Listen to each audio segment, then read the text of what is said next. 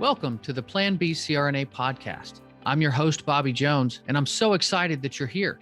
The Plan B CRNA podcast is the only show made specifically for nurse anesthetists who are exploring options outside of their traditional career paths. This is the place to expand your mind and your goals as we uncover new ways to produce side income together. Journey with me as I go down various rabbit holes to explore the best Plan B options for you.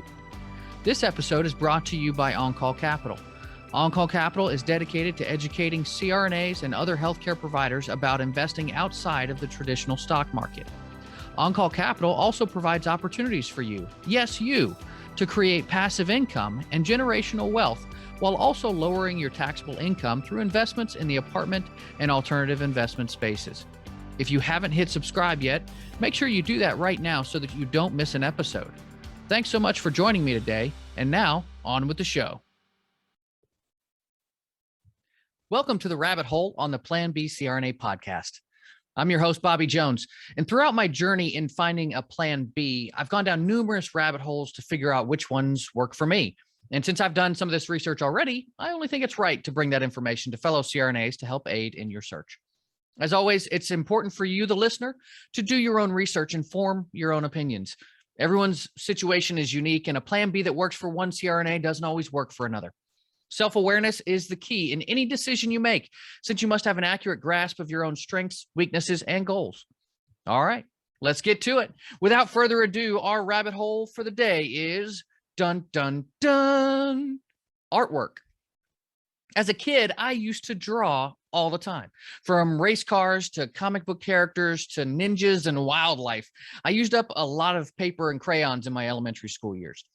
I can remember being introduced to pointillism and using markers to create a puffin and a dolphin jumping out of the water with those individual points of color. I see my kids doing similar things as we encourage art and creativity as part of their education. As I entered into middle and high school, though, I drew less and less. And just wasn't a part of the curriculum, and I already had sports as an outlet, so I eventually stopped drawing altogether. But I always had a certain fascination with artwork. It's amazing to me how realists, impressionists, and abstract artists all use their art as expressive mechanisms.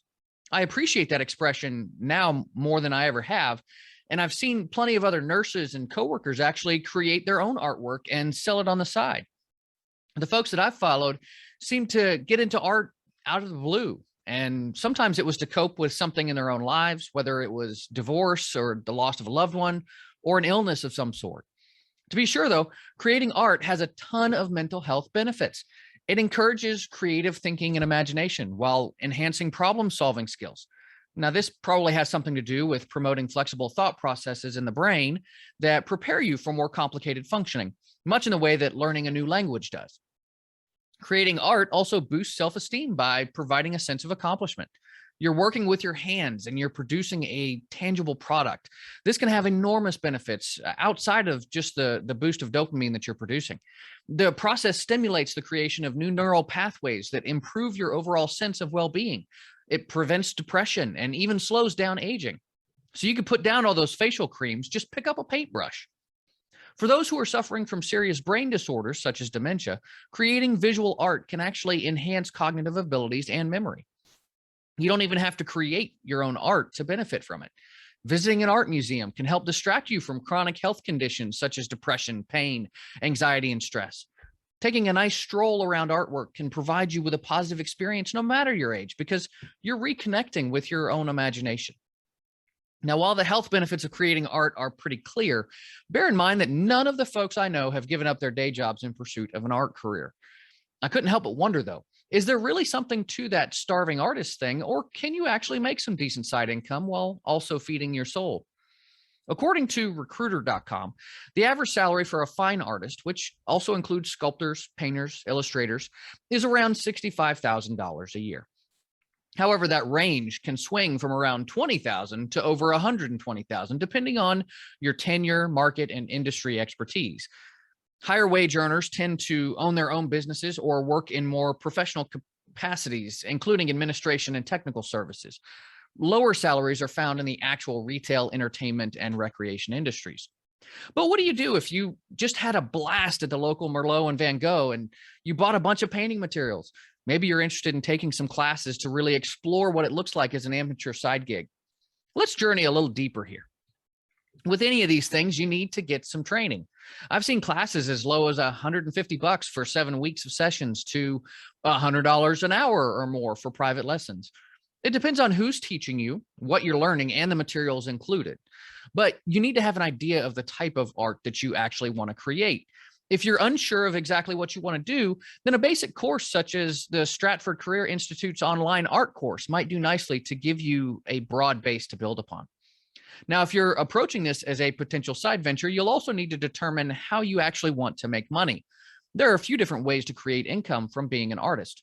Number one, teaching classes and workshops. Your skill with your particular medium could be in high demand, giving you the option to teach and earn income. This is a possibility even with basic artistic training. Now, this serves a dual purpose, as you can work on your own craft as you teach beginners what you already know, and you're potentially increasing your popularity as an artist. The average community center art teacher earns about $10 per student. If you hold class once a week with 20 students, then that's a couple $100 in your pocket. Number two, creating commercial art. This is the type of art that's used for businesses such as advertising, media, and entertainment. These artists tend to have higher salaries and actually work for companies that specifically sell commercial art. If you want to create this type of art but aren't interested in working for the man, then there are plenty of other ways to sell your artwork that we'll get into later. Now, number three, you can work on commissions. This is very different from creating a piece of artwork for yourself or to sell upon completion. Usually the commissioner has a vision for what they want a piece to look like, and you must take great care to actually meet those expectations. However, you can charge a higher price for more difficult work that takes additional time to make up for your own efforts. Plus, you get to determine what those prices are, giving you a chance to make more income along the way. You might even learn a new technique or two. Now, if this idea piqued your interest, I'm going to go ahead and assume that you're focused on creating art and selling it for some profit. The first thing to keep in mind is that you should really enjoy what you're doing. You may only sell 1 out of every 10 to 20 pieces that you create. If you're using canvas, then you may end up reusing a canvas several times to save money. Junk sculptors regularly use recycled or reused materials in their work, which is kind of the whole reason for their work. My point, though, is that you need to consistently create new pieces of artwork to put in front of customers, and this will require time, money, and space. You can expect to be compensated in a somewhat commensurate fashion with the difficulty and time taken to produce a piece. Now, I do want to take a minute here to mention pour paintings. This really became popular a few years ago because there was a trend in marbling and geodes. Pour painting is a relatively simple method for producing very colorful abstract art that is reminiscent of the most striking elements in nature. All you have to do is just pour the mixture of paint and the pouring medium on your canvas. It's easy, but messy, so you need a good space to do it. Now, I've seen a couple of friends who took this up. One used her kitchen to create the remarkably beautiful pieces that she sold in her online shop.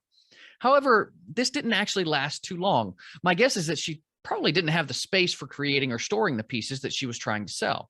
Plus, her sale price was a reasonable $35 per piece, which is great for sales, but means you must produce a lot of them in order to actually make any money. Eventually, it can become more of a hassle than a hobby. Back to sales, though. How do you sell your work? Well, there are two main focuses here, not surprisingly, online and offline. First, let's focus on that online space. You can go to auction websites. Now, many of these sites are fairly easy to use and allow you to create an account for free. That doesn't mean it stays that way, though. So watch out for various fees because you'll need to price your work accordingly. eBay.com is probably the most well-known site, and you can list up to 50 items per month with no upfront charge. Webstore.com is another great site to use because it's supported by donations and advertising. That website has no fees or commissions. Online marketplaces. Now, the main difference between the marketplace and auction sites is that there's no bidding in online marketplaces.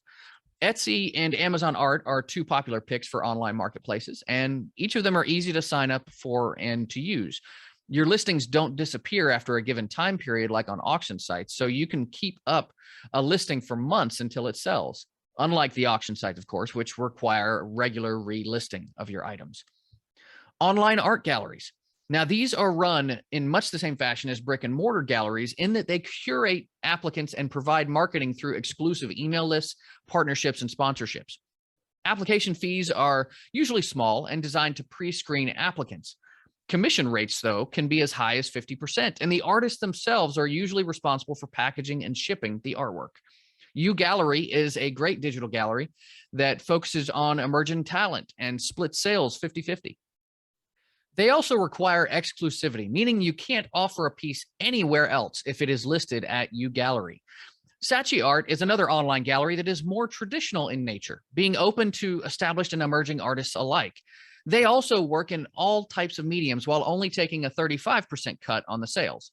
They also don't require exclusivity of your art. Merchandising services. Okay, so this one's a really cool option. These companies provide you with the ability to sell artwork as merchandise. This is also known as derivative art or reproduction, and you get to choose what you want to put your artwork on. We're talking clothing, coffee mugs, tech accessories, home decor, and the like. Unlike online galleries, you are on your own when promoting your own merchandise, but they will produce the items and ship them, along with handling customer service for orders. Most have free accounts, but some will charge for premium perks. Two great websites for this are Redbubble and Society6. Social networks. Most of the social networks out there are not designed for selling art. Instead, they're used to direct traffic from your social profile to the places where you already have art for sale, such as your own website or auction sites. It is free and easy to market on social platforms, so long as you don't get marked as a spam account. But you need followers to generate sales, and that can take time to evolve. The best place for selling art is on Facebook, and this is mainly because of Facebook Marketplace. Yeah, it is more like an online garage sale, but you can find art there. Instagram is another great option for generating views and excitement since it is mostly a visual medium, but business should be conducted through private emails and your point of sale outlet. Now, let's take a look at the offline options. Brick and mortar galleries. It's a tried and true option. There are definitely benefits to being a part of a gallery or network of galleries. They do all of the marketing, promotion, and sales fulfillment, which leaves you alone to create. Of course, as mentioned with online galleries, you could give up as much as 50% of every sale. Different galleries look for different types of art based on genre, style, or medium. Locations of galleries can also affect the type of artwork they accept and the types of sales that you can expect in return. Coffee shops and restaurants. Local businesses, they're a great place to begin selling work if you're not quite confident enough to approach a gallery. You should include pieces that have a nice balance of size and colors, but keep in mind that you shouldn't try too hard to fit in with the decor, as the whole idea is to draw attention to your work. You may not sell much this way. Most people going into coffee shops are looking for a latte after all, but you can get your name in front of new audiences. Consignment and boutique stores. Consignment stores usually offer a wider selection of items for sale versus boutique shops, but utilizing both can be advantageous. You should carefully match your type and style of work to each location. For example, animal art might do all right in a nail salon, but would probably do better in a pet groomer shop. But don't be afraid to think a bit outside the box either. Trade shows. These can be a great way to get your work in front of folks who are interested in your subject, but not necessarily in your target audience. Think of a landscape artist or lawn art creator at the Buckorama, or a marine artist at a boat show. Or if you're someone who creates lamps out of old Desflurane vaporizers, then you should probably try to sell them at anesthesia conferences, right? So let's talk about art fairs. These can bring together artists from around your area and across the country. You can look for annual events in small towns since these towns tend to promote those events very well.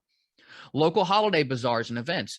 These usually occur between Thanksgiving and Christmas to give folks the chance to purchase handmade items as part of the Christmas shopping experience. Crafty, less expensive items tend to do well in these settings. Keep in mind, though, that different towns celebrate different holidays. One town may have a huge St. Patrick's Day event, and another may have a big street festival every year at the same time. Check with local chambers of commerce for more information on that. Saturday markets. Space is usually free and very informal at farmers markets, depending on the organization. Not all of these markets welcome artists, but it doesn't hurt to ask. You'll want to keep these items on the lower price end. Think greeting cards and postcards. If you are a bit of a sketch artist or a caricaturist, then you may find these locations to be pretty lucrative. So what's the verdict here? Well, everyone's heard the saying that art is expression. Art can also be a viable side gig, but you must be consistent in the production and marketing of your artwork. In essence, if you want it to be a business, then you have to treat it like one, working through the peaks and valleys of your own personal inspiration. Commissions may be a great way to earn more income, but you may sacrifice some of your individual expression along the way. My key takeaway from all of this research is that if you can make enough from sales to pay for the hobby itself, then you're probably doing all right. No, you probably aren't going to get rich from it, but perhaps the benefits you receive from expressing yourself through your art will end up being compensation enough in the end. That's going to do it for this rabbit hole. I've included some links to the show notes to help you out, and I've listed the following books for your reading pleasure. The Business of Being an Artist by Daniel Grant, Art Incorporated by Lisa Congdon, The Artist's Way, A Spiritual Path to Higher Creativity by Julia Cameron, and Steal Like an Artist Trilogy by Austin Kleon. So as always, I'd like to thank you for listening to the Plan B CRNA podcast. If you found value today, make sure you hit subscribe so that you don't miss an episode. I'd also like to hear from you. If you have a question, comment, or rabbit hole topic that you'd like me to cover in a future show, then just make sure you rate and review in your podcast player and let me know what that idea is. I check those all the time, and I like to cover those questions in future episodes. If you'd like to connect with me or learn more about On-Call Capital, make sure to find me on Facebook, LinkedIn, Twitter, or visit my website at www.oncallinvestments.com. Until next time, this is Bobby Jones signing off. Thank you so much for joining me for another episode of the Plan B CRNA podcast. If you haven't already subscribed and reviewed the show, I'd be honored if you took the extra time. It really helps to expand our reach and get the word out about the show. If you're a CRNA who is interested in sharing your story on our podcast, I'd love to have you. Please email me at bobby@oncallinvestments.com for more information. This episode was brought to you by On-Call Capital. They are dedicated to helping providers like you develop passive income and generational wealth through investments in the apartment and alternative investment spaces. Feel free to check out their website at www.oncallinvestments.com and subscribe to their free educational email series. You can find On-Call Capital on Facebook, Instagram, and Twitter.